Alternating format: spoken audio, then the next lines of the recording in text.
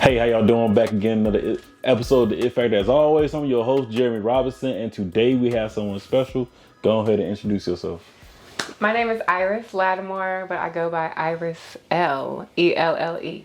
Got you. So in that, I knew your last name was Lattimore. That's why I'm glad you said it again. Yeah. 'Cause I was like, wait a minute, this ain't it. So when I was writing it down, I was like, I gotta make sure I get this right. But in the end of the day, how are you doing mentally, physically, and emotionally? I am wonderful. It is summertime. I've been getting a lot of rest, drinking a lot of water.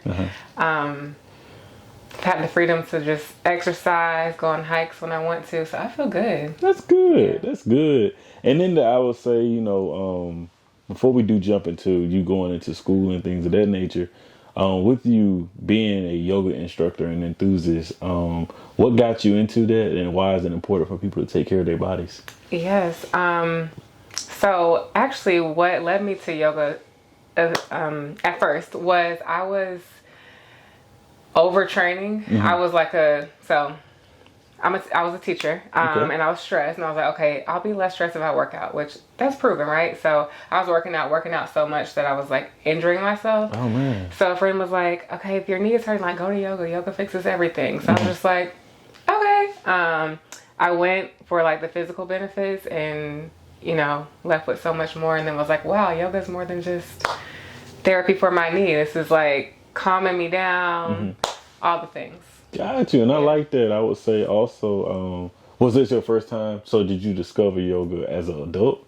Yeah, definitely as an adult. Like I knew about it a little. Like I feel like I just thought like, oh, yoga is something, adult white women do, honestly. Right. And then I didn't really see myself as someone who would practice yoga. And then, a friend invited me to a class, and I was like, oh, I mean, there still weren't many people that look like me there, but Definitely. I was like, there's nothing about this that says that a black woman can't do this. Yeah. I like that. So in that, I would say, what led you to go to North Carolina, Chapel Hill, and also with going there, how was the experience? Yes, UNC Chapel Hill. I'm a Tar Heel born and bred. It was great.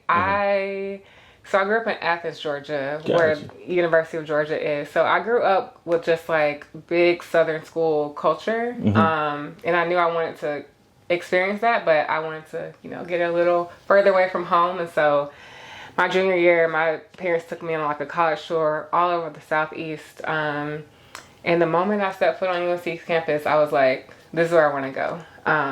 It just was so... The energy is just so warm and inviting. There's so much soul pride, so many great opportunities. It was great. It was wonderful. That's dope. Dope. And in that, like, did you go straight into education, or how did that come about?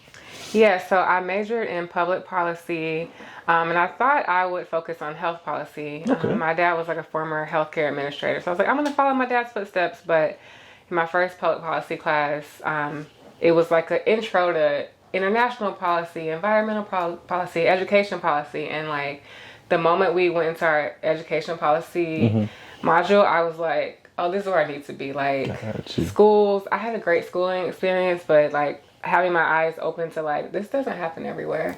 So I was like, I'm going to help work on education policy. And then, it hit me like my junior year, like I should probably be a teacher first before I try to make changes in schools. So at the time, Teach for America and teaching fellows are pretty popular. So I applied to both. I landed on Nashville Teaching Fellow. So I just started teaching 2 years right after school. I thought I would do 2 years and that'd be it. Like, and then, 13 years later. Got you. So with that journey in education, and you being a great teacher and assistant principal and just an all around person, even my wife told me so much about you, so that's how I know a lot about you. But just seeing that you were there and you did so many great things, what has been the most impactful, and like with you turning that 2 to almost 13 years, how was that for you? Yeah, honestly, the time went by fast. Well, up until recent years, I think like COVID slowed everything down for me a bit, but like it was like 2 years went by like that. So I was in Nashville, and I'm like, you know what? I love teaching. I want a new environment. I wanted to move closer to home. So I came to Atlanta and joined KIPP, and I got to be a founding 7th grade teacher at KIPP Vision Academy. I didn't know what that meant at the time. I didn't realize that meant like no one had ever been a 7th grade teacher at this school before, and like you're part of the team that creates it. But it taught me so much about just myself and my gifts, honestly. Gotcha. I never thought I'd be a teacher for a long time, but it just like I found like this excites me. This is great. So yeah, That's dope. That's dope. So from being a teacher to going into being an assistant principal, how was that transition for you? you know, it was different, right? So you know, when you're a teacher, you just worry about the students right in front of you, your classroom, your schedule stays the same. Becoming an assistant principal, it's like, oh, I am kind of in charge of everything. Like if something happens, like I have to problem solve it. Right. But I feel like I was well prepared. I had great mentors who along the way would show me like, this is what I'm doing. So in the future, this is how you can de-escalate a difficult situation. So I was, because of like great coaching and training, I feel prepared, but it definitely was a switch when you have to worry about 400 students rather than 30, you know? Yeah, that's a lot of kids. Yeah. So with all that greatness, what is your it factor then? Why do you do what you do? Yes. So I am, you know, I just left my job as a full-time assistant principal, and people are like, what are you gonna do now that you left education? I like to say like, I haven't left education. Right. I'm on a journey to educate in a new way by incorporating yoga and wellness. And I want to see specifically Black people take care of themselves and learn like all that we needed, we already have. Like our breath, our body, like we can use these things to help us feel good, have more energy, to be more calm. And so kind of want to demystify the idea that you have to look a certain way or be a certain race to practice yoga and have some mindfulness routines in your life. Definitely. And the crazy part about yoga, like back in high school playing sports and stuff like that, you're right. Like, it's like, oh, only white people do this or this and so. But I had a coach that was like, hey, come do it. And I seen so many different things it done for my body that I was like, I need to do this all the time. Yes. You know, and once I went to college, of course, but seeing you do it, I'm like, dang, I need to come to class and record you. Because I'm like, not only is it good for you, but like, that leads me to my next question. So like, was you saying that Black people need to be more mindful of their bodies and different things like that, and how yoga can help and being fit can help? How do you think that's impacting people like when you're doing the work that you do? Yeah, I think people are usually some like surprised at first. Like I never thought, for instance, like a month ago in my class, I teach a class every Monday. And I was like, okay, y'all, we're going to practice headstands. Like we're going to literally stand on our heads. And people like, I'm not doing that. I'm to this, I'm to that, whatever. Most of them like were able to do it. And it's not about being able to do something or not, but that exercise of like, let me just try something that I'm not familiar with to see what happens. So people are surprised, like they come, at least like for me, like I came into it like, this is about helping my knee recover. And I left with so much more like, oh, like now I think more critically about how competitive I have to be. Do I have to be competitive? No, like I'm only competing with myself. Or do I have to rush all the time? Like, no, yoga teaches me to move slowly, breathe deeply. And so I think people are just often like, wow, this is like magic, even though it's like breathing and moving your body, right? Definitely, I like that. So with that, with you working in yoga and you already had been doing it and balancing it while you were educator, imagine what it's gonna do now with people, man. Like that's gonna make people like, dang, I really could do anything. Like, Iris did it, I can do it. Like a lot of people step away from a job and we see ourselves working so much that we don't know if like, oh, what's gonna happen next. So I would say to you, give you your flowers that it's all gonna work out. You know, sometimes it's gonna look hard, but at the end of the day, you got it. You know, so like in that, I would say, what do you see yourself now that you are away from KIPP? And like, what do you want to see yourself? Ain't no time limit on it. It's like, what do you want to see yourself now? So short-term goals. Right now I teach once a week. my students are constantly asking, like, Iris, when are there going to be more classes? I need morning offerings. I need virtual. I need weekends. So definitely expanding my class availability to just reach people here, near, far. So that's one. And two, like, bringing it back into school or bringing it into schools. I have the privilege now, maybe at least 5 schools now. I've worked with a football team before. Some students who self-selected, special program, and like the students are like, I think anyone is like often like, wow, this is cool. I want to do this again. And it's just amazing how much like slowing down for a moment, breathing can change the trajectory of your day. And so, you know, I'm working to develop a program for schools that can just expand the impact, that can be accessible for teachers and leaders, families, so that they have practical tools of using yoga and mindfulness every day. And then I would say like a third big goal is to have a physical wellness space. Gotcha. I'm not going to say where because it could be anywhere, but you know, just a place where people can go, build community, take classes.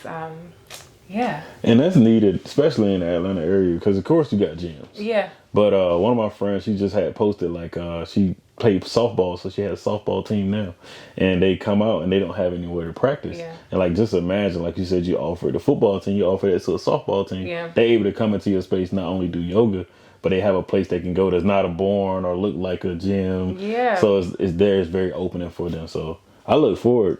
I can help you out with that. I'm cool to help you with that. Like with the promotion part of it, and also just having the people to come. Because I mean, I talk to a lot of people, so definitely open to doing that. So how could people get in touch with you about your classes and also what you overall do? Yes, so I'm on Instagram, and I post a lot about my classes. I share my life and just some practical things that I do. So Instagram, _Iris, ELLE. I have a website, irislwellness.com. That's where you can sign up for classes, and I'll be expanding for all my offerings, updating my calendar pretty soon with, you know, more options to practice with me, even if you're not in the Atlanta area. Got you, and that's dope. That's dope. So before we do close, I do have a few more questions. Yeah. My biggest question is, who is Iris outside of fitness, outside of EDU? Like, who are you? I love that question. I am a sister. Have 2 older brothers who I love. I'm a daughter. I'm the baby girl, so I wear that title proudly in my family. Just I've been nurtured so much that like that's my life's goal, just to nurture other people. So I'm a nurturer. I'm a lifelong learner, right? So I just love soaking up different places when I travel. I love reading. I love talking to people from different cultures. And so like, I'm just like that person that's asking questions, that wants to look out the window. My mom would always share, like, you were always like asking me a billion questions. So I'm a curious spirit. I'm a hiking enthusiast, music lover. Like, you know, I would say like all around like person who loves culture and connection. Got you. Would you happen to have any questions for me? Yeah. So I love this, what you're doing, just broadcasting people from different fields and allowing us to see like the human aspect of people. Like you see people in their titles and their roles and their success, and then like we're all people, right? And so I love that you are able to ask questions and bring people in this way. How do you see your work expanding, or what's your ultimate goal? So my ultimate goal, and I get asked it a lot, especially being a podcaster now, and just having a conversation updates about what I'm about to do. Yeah. Even with myself. So like the crazy thing that I want to do is just keep growing with people like yourself. I want to be able to get something like, I grew up watching Oprah, as we all did. And I don't have to have the platform like her, because I feel like I already have a platform. Yeah. But just see it keep growing, and to see the people that I do bring on grow, to where I bring them back, and every time it gets better and better type thing. So that's my type of thing. Also, just get into another network to where I can get it out to not only people, I would say, in the U.S., but all around the world, so they can see how positively we're making an impact. When you have doctors, lawyers, on the same podcast as people that are famous as well. Yeah. That's amazing for people to see, because that let people know that you can be in any profession, but I got a place for you at the Ed Factor. Yeah. So definitely. And how did you first like get into this? Mm-hmm. Like, was it just like, I want to be a podcaster, or was there a spark for you? Uh-huh. So the crazy part is that I was in college, and in college I studied computer science, and I was struggling in class, and I'm of course a God-fearing man, so I was praying and things of that nature. And when I was praying, I was like, "Hey God, you get me through this. You know, I'm gonna change the world." Da da da. Yeah. And you know, we all say that. Yeah. Then you get a job and you're working. And one day I was sitting with my friends, and I said, "Man, we need to do something, bro. Like something." My guy was like, "Bro, you always meet people. You always doing this. Like, you know, a lot of athletes, you know, a lot of people in tech. Like, we was just naming stuff off." And I created the logo. And once I created the logo, my friend was like, "Hey, if you got content, I edit it." And I was like, "All right." It all started from that conversation. And then from that, I just started reaching out to people. And to the point now, have my reach out method that I try to reach out to people, and I'm able to now write a book about it. Yeah. So being done with that and having it now called the art of networking, it just, I feel like it's a great way to bring people together. Yes. But also, it just all started from that one like prayer, to be honest. Like, Yeah. and I always forgot. I thought I forgot about it, but I was like, you know what? I like doing it. Also, it brings another side out of me that I thought I didn't have. So Yeah. definitely. Well, I love it. I love this, being able to share this time with you. And yeah, thank you. Thank you. You inspire me. Thank you. That means a lot. Yeah. So that's it.